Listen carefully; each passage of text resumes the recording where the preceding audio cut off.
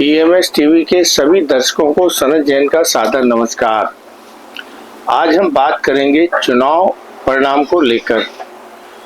कहा जा रहा है कि जैसे 1977 के चुनाव परिणाम आए थे, ठीक वैसे ही चुनाव परिणाम 2024 के आ सकते हैं। और इसकी मेन पृष्ठभूमि जो है वो 10 साल की सत्ता के बाद जिस तरह से आपातकाल की एक बहुत बड़ी भूमिका थी कि इंदिरा गांधी ने 1975 में आपातकाल लगाया था और 1977 में उसके बाद चुनाव हुए थे। आपातकाल की समाप्ति हुई और साथ साथ लोकसभा चुनाव की घोषणा हो गई थी।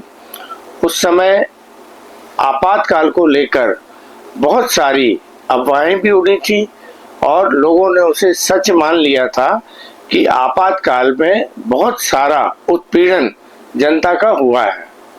और जब लोकसभा के चुनाव हुए तो जिस जनता ने 1971 के लोकसभा चुनाव में कांग्रेस पार्टी को 352 सीटें दी थी, 1977 के लोकसभा चुनाव में वही कांग्रेस 154 सीटों पर सिमट गई थी। और 2 महीने पहले जो जनता पार्टी बनी थी, जिसमें सारे विपक्षी गठबंधन के दल एक हो गए थे, उन्हें जो 1977 के चुनाव में जो सीटें मिली थी वो 295 सीटों पर विजय हासिल हुई थी। अब कांग्रेस की करीब 198 सीटें घट गई थी और 295 सीटों पर विपक्षी दलों का जो गठबंधन जनता पार्टी के नाम से एक चुनाव चिन्ह पर लड़ा था, उसे भारी विजय प्राप्त हुई थी और पहली बार केंद्र में गैर भाजपाई सरकार बनी। मोरारजी देसाई इसके प्रधानमंत्री बने। लेकिन बहुत जल्दी जनता पार्टी के अंदर तनातनी शुरू हो गई और मोरारजी देसाई को इस्तीफा देना पड़ा। उसके बाद कांग्रेस के सहयोग से चरण सिंह प्रधानमंत्री बने।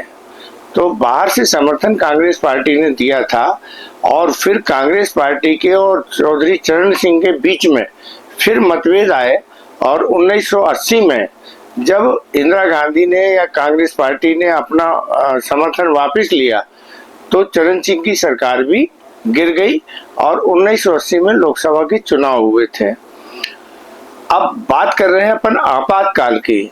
आपातकाल में जो उस समय का सबसे बड़ा दोष 1977 के चुनाव में इंदिरा गांधी के ऊपर यह लगाया गया था कि जनसंख्या नियंत्रण में बच्चों के या विधवाओं के भी नसबंदी कर दी गई है। जिन लोगों को जेल में बंद किया गया था उनको भारी उत्पीड़न किया गया है और ऐसी तरह तरह की बातें सामने आई थी कि वो जो चुनाव हो रहे थे 1977 के, उसमें इंदिरा गांधी बहुत अलोकप्रिय हो गई थी। यहाँ बात इस बात की भी करना चाहेंगे कि बैंकों के राष्ट्रीयकरण और रियासतों के प्रीविपर्स को खत्म करने के बाद कांग्रेस ने इंदिरा गांधी को पार्टी से बाहर निकाल दिया था। लेकिन उसी बीच 1971 में भारत और पाकिस्तान के बीच में युद्ध हुआ। युद्ध होने के बाद कुशल रणनीति थी। बहुत जल्दी भारत ने बांग्लादेश को उनसे आज़ाद कराया। बांग्लादेश एक स्वतंत्र राष्ट्र घोषित किया। जनरल मानिक शाह ने लगभग 95,000 पाकिस्तानियों का समर्पण कराया था और इस युद्ध में अमेरिका और रूस भी आमने सामने आ गए थे। तो रूस ने भारत का साथ दिया। अमेरिका ने 7वां बेड़ा भेजा था पाकिस्तान की सहायता के लिए। लेकिन उस समय इंदिरा गांधी किसी से नहीं डरी और उसने युद्ध लड़ा और युद्ध में विजय हासिल करने के बाद अमेरिका इतना नाराज हो गया था कि उसने आर्थिक प्रतिबंध भारत के ऊपर लगा दिए थे। हजारों की संख्या में बांग्लादेश के शरणार्थी भारत में आए थे और उन्हें भी शरण देने का काम इंदिरा गांधी को उस समय करना पड़ा था।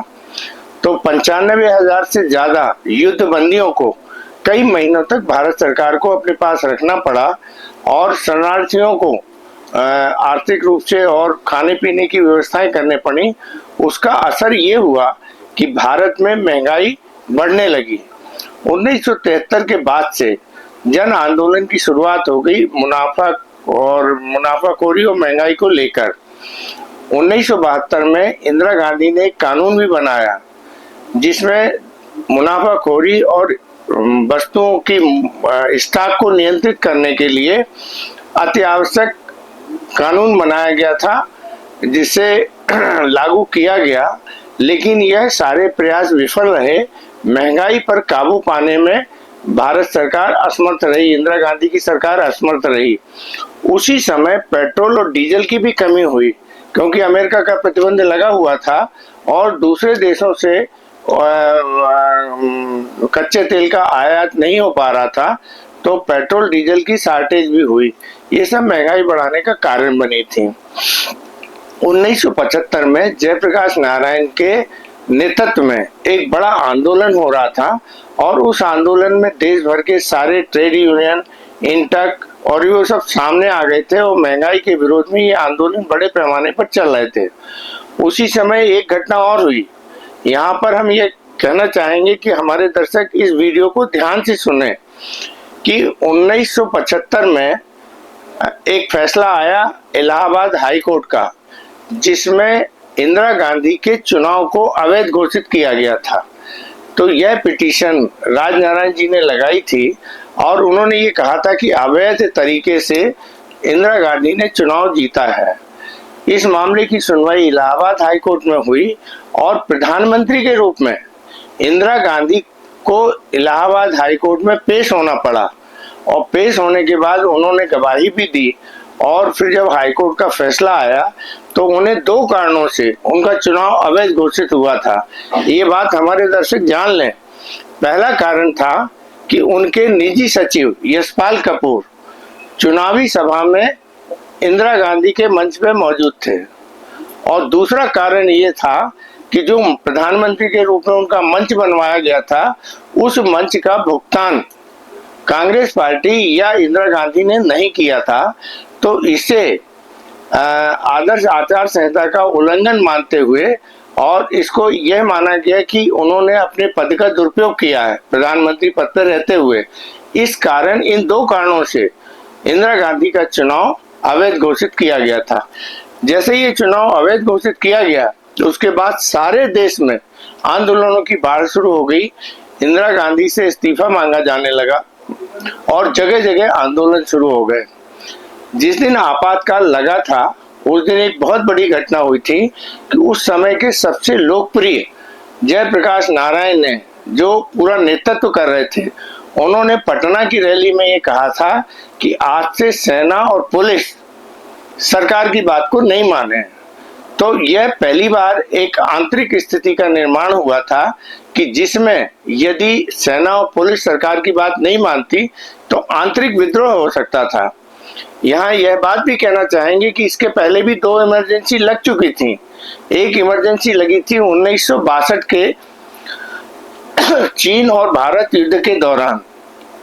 दूसरी इमरजेंसी लगी थी 1965 में जब भारत और पाकिस्तान के बीच में युद्ध हो रहा था, लेकिन वो युद्ध के काल तक की इमरजेंसी थी और बाद में अलग हो गई। तीसरी जो इमरजेंसी थी 1977 की 75 की, ये 18 महीने चली और इसमें लोगों के मौलिक अधिकार खत्म करके और केवल 1 साल तक बिना किसी आदमी को भी बिना किसी अपराध के जेल में बंद रखा जा सकता था और वो मौलिक अधिकार इमरजेंसी के दौरान खत्म कर दिए गए थे। यह लिखित इमरजेंसी थी। करीब 17-18 महीने तक इमरजेंसी में जिन लोगों ने बॉन्ड नहीं भरे थे, आंदोलन नहीं करने का उन्होंने बॉन्ड नहीं भरा था, उनमें से कुछ लोग जेल में रह गए थे, बाकी सब बीच बीच में बॉन्ड ओवर होकर छूटते भी रहे। लेकिन जैसे ही 1977 में इंदिरा गांधी ने इमरजेंसी खत्म करने की घोषणा की, साथ साथ चुनाव कराने की भी घोषणा कर दी थी। तो आपातकाल के दौरान जो 18 महीने एक अफवाहें चल रही थी, अखबारों में सेंसरशिप लगी थी और जिस दिन इमरजेंसी लगी थी उस दिन अखबार नहीं छपे थे। तो लोगों को ये नहीं मालूम है कि इमरजेंसी लगी क्यों। तो इमरजेंसी केवल 3 कारणों से लग सकती थी, युद्ध के कारण, आंतरिक विद्रोह के कारण या और कोई ऐसी विशेष परिस्थितियां हों, तब इमरजेंसी लगाने की प्रावधान उस समय संविधान में था। तो इंदिरा गांधी ने जो इमरजेंसी लगाई थी वो आंतरिक विद्रोह के कारण लगाई थी। और सबसे अच्छी बात ये रही कि इमरजेंसी लगने के बाद सारे धरना प्रदर्शन आंदोलन बंद हो गए थे और उसी कालखंड को सबसे बेहतर कालखंड माना जाता है कि जब लोग स्वयं अनुशासित हो गए थे। उस समय के आचार्य विनोबा भावे ने इसे अनुशासन पर्व के रूप में भी कहा था कि सब लोग टॉप टू बॉटम सभी लोग बिल्कुल अनुशासित हो गए थे, नैतिकता के साथ काम करते थे, समय पर अपने ऑफिस जाते थे, समय पर अपनी जिम्मेदारियां पूरी करते थे। भ्रष्टाचार जो बीच बीच में शिकायतें आने लगी थी वो उस पर बिल्कुल एकदम से रोक लग गई थी, मुनाफाखोरी बंद हो गई थी। तो लोगों में एक पूरा सामाजिक परिवर्तन देखने को मिला था। उतना अच्छा शासन 1947 से 2024 के बीच में कभी नहीं रहा जो उन 18 महीनों का था। अब बात ये हो रही कि 1977 और 2024 के चुनाव परिणाम कैसे होंगे। तो पिछले 5 साल से एक लोग कहने लगे हैं कि अघोषित इमरजेंसी लगी हुई है, सरकार जो करना चाहती है वो करती है, शासन प्रशासन जो करना चाहता है वो करता है। हमने आपातकाल की घोषणा तो नहीं की है, लेकिन जिस तरीके से लोगों को जेलों में बंद रखा जा रहा है, उनके ऊपर मुकदमे बनाए जा रहे हैं और पत्रकारिता और मीडिया के क्षेत्र में भी जिस तरीके से सरकारों द्वारा पत्रकारों को बंद करके रखा जा रहा है, तो सबको उस समय के आपातकाल की याद आ रही है। तो लोग अब उसमें फर्क करने लगे कि घोषित आपातकाल और अघोषित आपातकाल। तो घोषित आपातकाल तो अच्छा था, लेकिन ये जो अघोषित आपातकाल है ये बहुत खराब है। तो अब लोगों के बीच में चर्चा हो रही है कि आखिर आपातकाल में हुआ क्या था और घोषित और अघोषित आपातकाल का अंतर क्या है।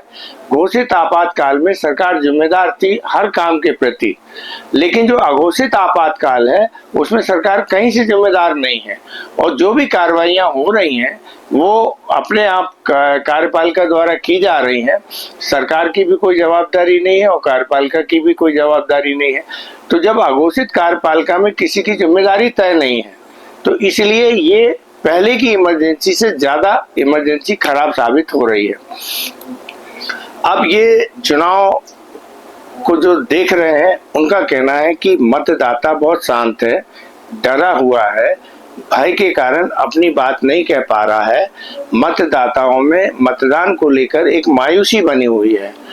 प्रधानमंत्री नरेंद्र मोदी भी अपने 2 कार्यकाल पूरे करने जा रहे हैं, तो जो वायदे उन्होंने 2014 के चुनाव में किए थे वो वायदों को लेकर अब मतदाताओं को एक तय हो गया है कि जो हमसे कहा गया था वो पूरा नहीं हुआ, अच्छे दिन नहीं आए, महंगाई बढ़ती जा रही है, सरकार असंवेदनशील हो गई है, जो राजनीतिक और प्रशासनिक तौर पर भ्रष्टाचार जो 1975-76 के दौरान देखने को, मतलब 1974-75 में देखने को मिलता था, लगभग वही स्थिति अब देखने को मिल रही है।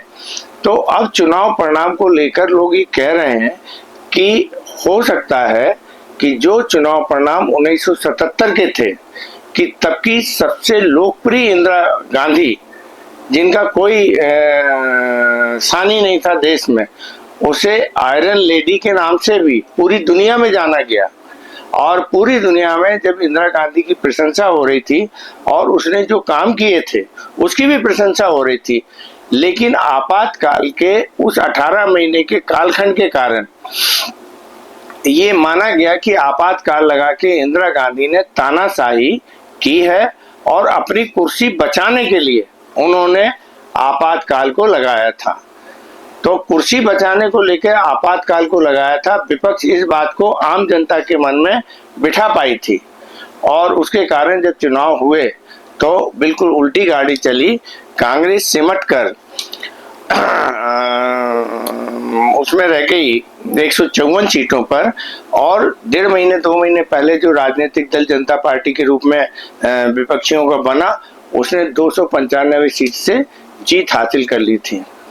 अब यहाँ हम फिर से इस बात को और आगे बढ़ाना चाहते हैं कि जब 1980 में लोकसभा के चुनाव हुए तो आपातकाल का जो काला टीका इंदिरा गांधी के माथे पर लगा था, जनता ने 1980 के लोकसभा चुनाव में उस काले टीके को मिटा के और उसे निर्दोष घोषित कर दिया था।